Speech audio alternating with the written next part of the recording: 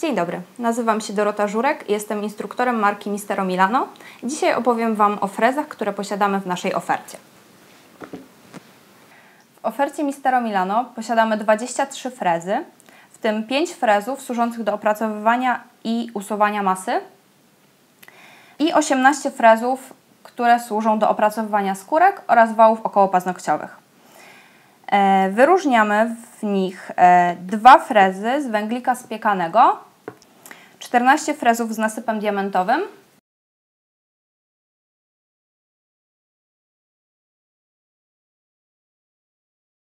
oraz 2 frezy ceramiczne, które z nich wszystkich są najdelikatniejsze. Jeśli chodzi o gradację frezów, dzielimy je na kategorie. Możecie sobie spojrzeć tutaj, że każdy z frezów ma odpowiadający mu paseczek. I podział jest taki, że jeżeli widzimy frez z żółtym paseczkiem, sugeruje nam to, że jest to frez bardzo delikatny. Najostrzejszym z frezów jest frez z paseczkiem czarnym. I dzielimy je tak, że żółty jest najdelikatniejszy, później jest paseczek czerwony, niebieski, zielony, a na końcu czarny. Więc jeżeli chodzi o to, na jakich frezach ja pracuję w salonie, to możemy, w sumie są to 2 frezy. Frezy do opracowywania masy, czyli do ściągania hybrydy i do opracowywania masy używam frezu z paseczkiem czerwonym. Jest to frez w sumie bardzo delikatny. Jeśli chodzi o kształt, musicie sobie sprawdzić, jaki kształt będzie Wam najbardziej odpowiadał. Mi odpowiada kształt, który jest taki bardziej stożkowaty i bardziej obły. Ten jego kształt pozwala mi na to, że mogę sobie bardzo wygodnie ściągnąć masę przy wałach okołopaznokciowych. Po prostu bardzo sprawnie dojeżdża mi w tamte miejsca i nie muszę zmieniać frezu na żaden inny. Jeśli chodzi o ściąganie masy akrylowej bądź masy żelowej, używam frezu dosyć ostrego i jest to frez, który wygląda tak. Kształt jest bardzo podobny, jest troszeczkę szerszy i u nas klasyfikuje się jako frez z paseczkiem niebieskim. I są to 2 frezy, które w zupełności wystarczają mi do ściągania i opracowywania masy w salonie i nie potrzebuję zmieniać na żaden inny. Jeśli chodzi o frezy do opracowywania skórek i o frezy do opracowywania wałów okołopaznokciowych, głównie używam frezów z nasypem diamentowym, dlatego że bardzo przyspieszają mi pracę i dodatkowo ich atutem jest to, że mogę od razu przy opracowywaniu tych skórek i ściągania całego nabłonka zmatowić sobie płytkę. Są na tyle delikatne, że nie będą uszkadzały nam struktury płytki, a mogę to zrobić szybko i sprawnie, bez używania później polerki czy delikatnego pilnika.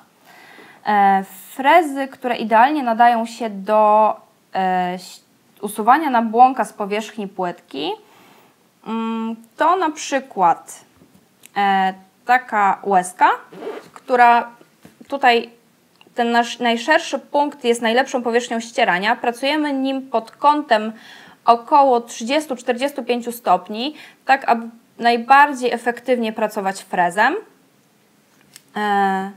I ten frez jest tak naprawdę wielozadaniowy. Możemy nim zarówno oczyścić płytkę z nabłonka, ale również podnieść sobie wał okołopaznokciowy, tak żeby frezem dojechać jak najgłębiej i zrobić sobie taką tak zwaną kieszonkę i później wjechać tam bardzo ładnie lakierem i tworząc taki efekt manikiru wyrastającego spod skórek. Kolejny frez, jakiego używam, jest to taki obły stożek. On, tak samo jak poprzedni, bardzo świetnie nadaje się do usuwania nabłonka z powierzchni płytki. Również fajnie podniesie nam te wały do góry. Jego zaletą jest to, że jest zaokrąglony na wierzchołku, a nie ścięty, dlatego jest bardzo małe prawdopodobieństwo, że zrobimy sobie nim krzywdę. W momencie, kiedy frez jest zakończony na prosto, jest ścięty, bardzo częstym błędem kursantek jest to, że pracują nim pod zbyt dużym kątem do powierzchni płytki i tą ściętą krawędzią po prostu robią sobie rowki na powierzchni płytki. Tutaj takiej sytuacji nie będzie, jeżeli nie będziecie go zbyt mocno dociskać i nie będziecie pracować pod zbyt dużym kątem. Trzeba pamiętać, że frezami pracujemy jak najefektywniej. Jeżeli on ma tutaj płaską powierzchnię, to po prostu tą powierzchnię wykorzystujemy i pracujemy sobie pod takim kątem, żeby jak największa jego powierzchnia pracowała nam na płytce. Wtedy nie zrobimy sobie żadnej krzywdy. Kąt pracy frezem uzależniony jest od jego kształtu. Musimy sobie spojrzeć na frez i wykorzystać go jak najbardziej efektywnie. Jeżeli chodzi o frezy typu łezka, będzie to kąt około 30-45 stopni.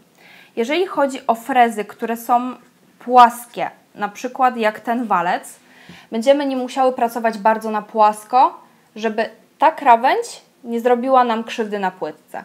Czyli tym frezem akurat pracujemy bardzo na płasko. Jeżeli chodzi o frezy, które są delikatnie zawężające się ku górze, to nie będzie kąt 45 stopni, jak mówiłam w przypadku łezki, tylko to będzie kąt delikatny, typu 10 stopni, 15 stopni. Jeśli nie lubicie pracy cążkami, a Wasze klientki to przeraża, to spokojnie możecie zastąpić cążki frezami. W naszej ofercie mamy 4 frezy, które spokojnie mogą Wam je zastąpić. Są to 3 frezy typu kuleczka, są w różnych rozmiarach i o różnej ziarnistości. Jest frez delikatny, który ma dość duży rozmiar i frez o średniej ziarnistości, większa kuleczka i troszeczkę mniejsza. Wszystkie są bardzo wygodne i pozwalają na dokładne usunięcie tej falbanki, tego martwego naskórka, który nam się oddziela na wale okołopaznokciowym. W ofercie posiadamy jeszcze jeden frez, który jest wielozadaniowy. Nim zarówno odetniecie tą falbankę tego martwego naskórka, jak i również opracujecie całe wały okołopaznokciowe. Całe te zrogowacenia, które pojawiają się na wałach bocznych, on świetnie usunie. A teraz zaprezentuję Wam, jak nimi pracować. Jak możecie zauważyć, moja modelka ma założony manikir hybrydowy, więc do usunięcia go wybiorę frez o delikatnej ziarnistości. Wybrałam frez z czerwonym paseczkiem. Obroty, na których będę pracować, to od 10 do 15 tysięcy obrotów.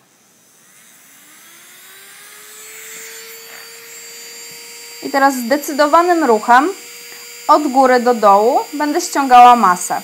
Ważne jest to, aby nie pracować frezem w tym samym miejscu, ponieważ frez wytwarza nam tarcie i płytka będzie się nagrzewała, co modelka będzie odczuwała jako uczucie parzenia płytki i ciepła. Więc zaczynamy.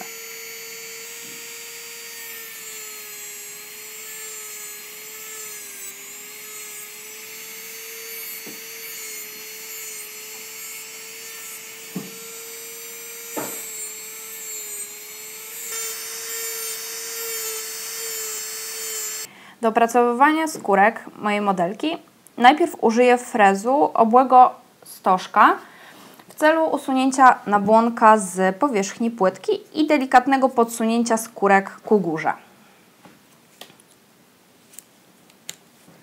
Obroty, na których będę pracować, to około 4-5 tysięcy obrotów.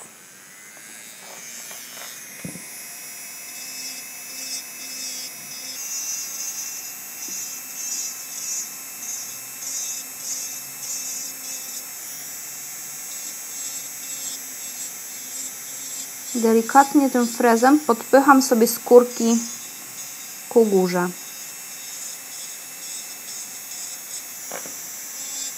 Pracuję nim bardziej na płasko, pod kątem około 10 stopni.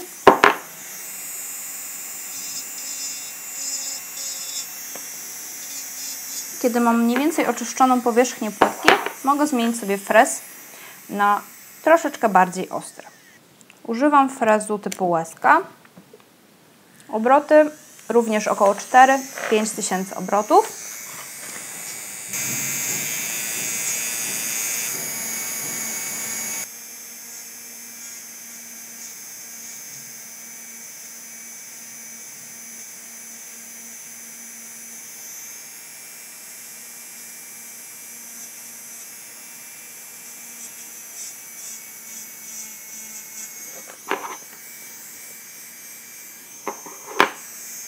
Jak widzicie, ten frez delikatnie podniósł mi skórkę i wał do góry.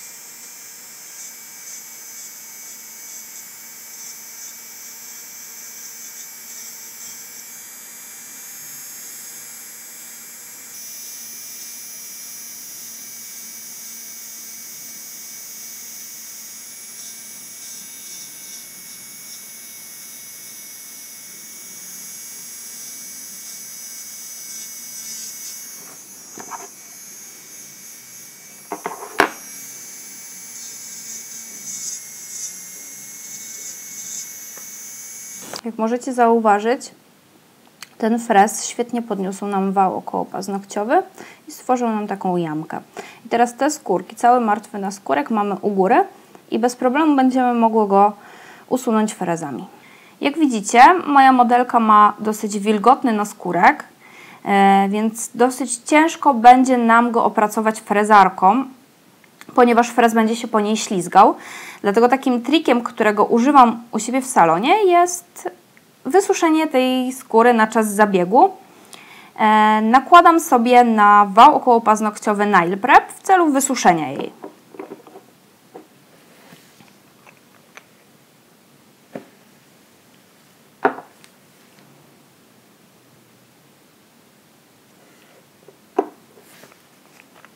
Kiedy produkt wyschnie, i jak widzicie, skóra jest teraz lekko biaława, wysuszona. Użyję teraz frezu typu kulka, tego o mniejszej średnicy. Teraz na obrotach około 5000 będę odcinała sobie tą skórkę. Ustawiam sobie modelkę.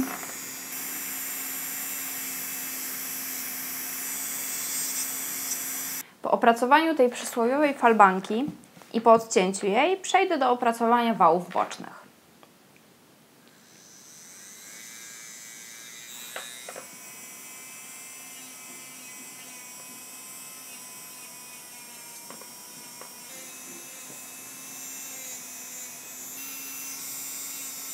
A teraz pokażę Wam, jak odpowiednim frezem przeznaczonym tak naprawdę do opracowywania skórek możemy sobie w bardzo prosty sposób zamatowić płytkę paznokcia.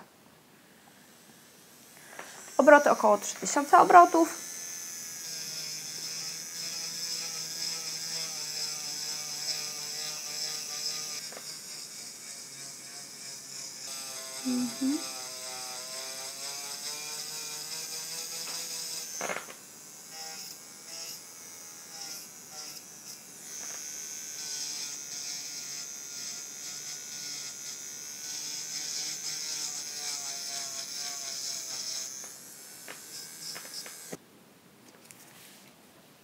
Jak widzicie, całość mojej pracy wykonałam frezarką. Najpierw usunęłam masę, później usunęłam sobie nabłonek z powierzchni płytki paznokcia, usunęłam sobie martwy naskórek z wału okołopaznokciowego, tak samo usunęłam zdrowowacenia na wałach bocznych, jak i również zmatowiłam sobie całą płytkę paznokcia frezem. Jedyne, do czego będę musiała użyć pilnika, to skrócenie wolnego brzegu i nadanie odpowiedniego kształtu paznokciowi. Podsumowując, dziewczyny, wcale to takie straszne nie jest i na takie też nie wygląda. Po prostu wystarczy się przeszkolić i troszeczkę popróbować i sprawdzić, na czym tak naprawdę najlepiej Wam się pracuje i zobaczycie, że naprawdę ułatwi i przyspieszy Wam to pracę. Więc polecam i zapraszam do Mistero Milano na szkolenia. Pozdrawiam.